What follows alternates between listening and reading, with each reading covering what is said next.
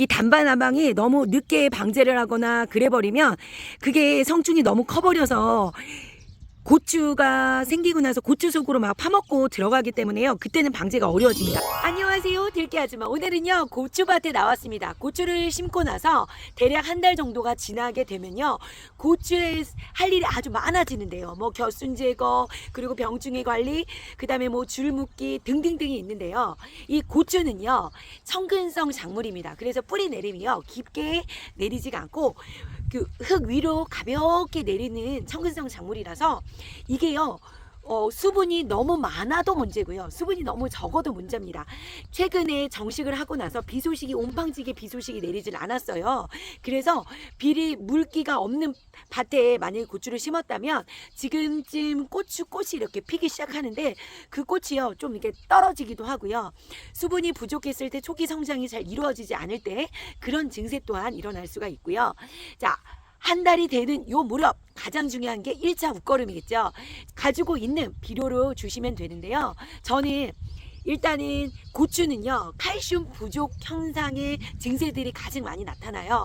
그래서 칼슘이 같이 들어있는 비료를 1차 웃거름을 주려고 하는데요. 보통 저는 1차 웃거름을 항상 유니칼슘을 많이 줬습니다. 유니칼슘은요 질소 함량과 함께 칼슘이 섞어져 있는 비료인데요.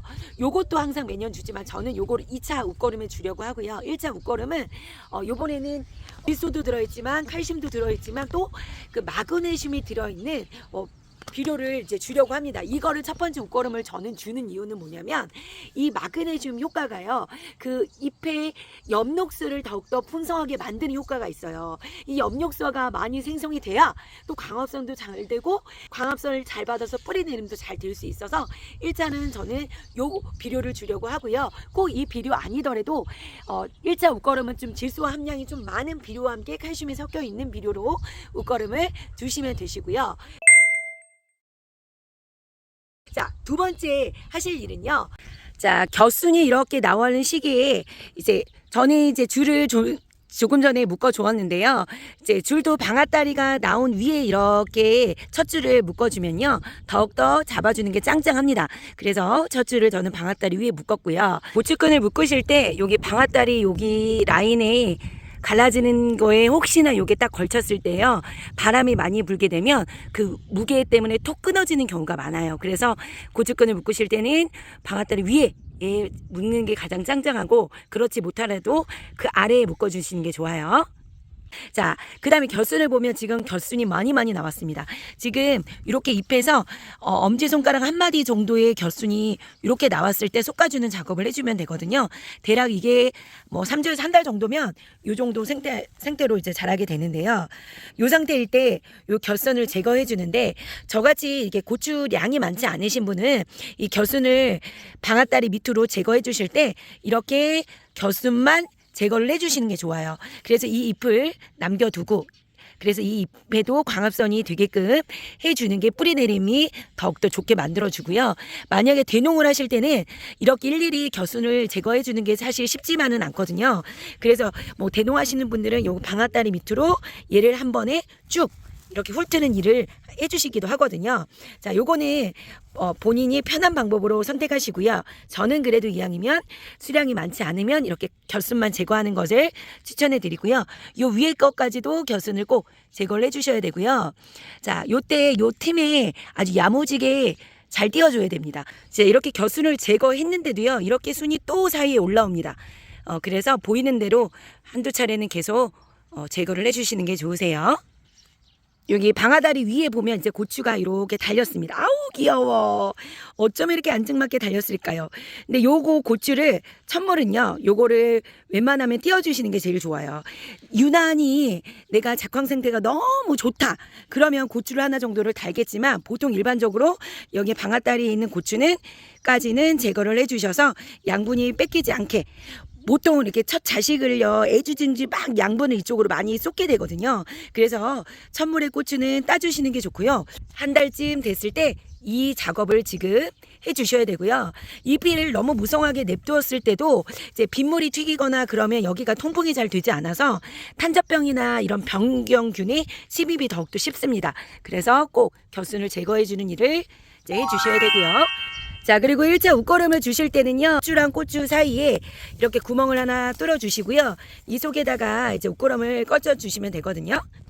아까 말씀드린 제가 요번에 줄 거는 퍼티케어 칼마그라는 마그네슘이 들어있는 비료인데요. 요 비료는 관조리에서 물에 녹여가지고 연면십이나 관조리에서 뿌려주는 비료고요.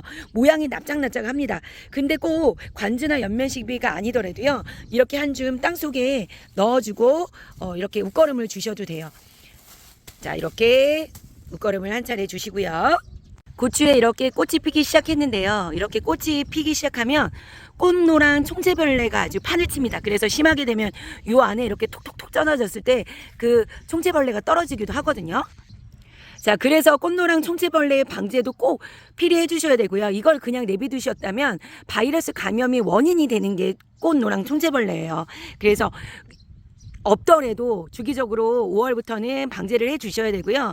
또 하나가 문제가 진딧물이죠. 제가 엊그저께 진짜 콜라로도 진딧물 한 번을 방지했고, 그 다음에 유황과 은행 삶은 물로 또 제가 한번 또 방제를 해줬는데도요.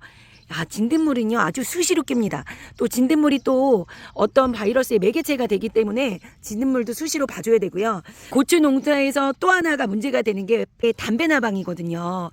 이 담배나방이 너무 늦게 방제를 하거나 그래버리면 그게 성충이 너무 커버려서 고추가 생기고 나서 고추 속으로 막 파먹고 들어가기 때문에요. 그때는 방제가 어려워집니다.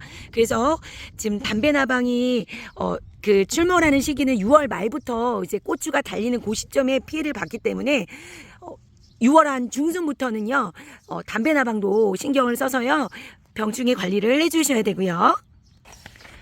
자, 고추는요 정말 친환경으로 키우기가 너무너무 힘듭니다. 얘도 고추가 엄청 크게 달렸는데요. 얘도 따주고. 그래서 텃밭 농사여도요 꼭 병충해 관리하는 약재를 살포하셔가지고 꼭 방제를 해주셔야 고추 농사가 실패하지 않고 바이러스에 감염이 되지 않습니다. 자, 들깨가족 여러분, 이렇게 고추 병충해 관리부터 겨순 제거, 웃거름 주는 일 꼼꼼히 잘 챙기시고요. 자, 무럭무럭 쑥쑥쑥 잘 키워서 풍성한 수확하는 고추 농사 되셨으면 좋겠습니다. 자, 오늘도 기분 좋은 하루 되세요. 해피데이! 뿅!